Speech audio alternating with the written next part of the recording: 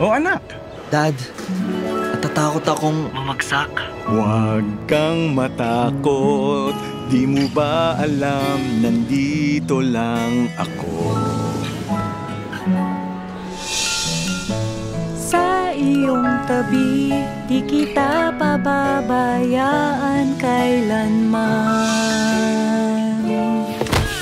At kung ikaw ay mahulog sa bangin, ay sasalahin kita. Huwag kang matakot na matulog mag-isa, kasama mo naman ako.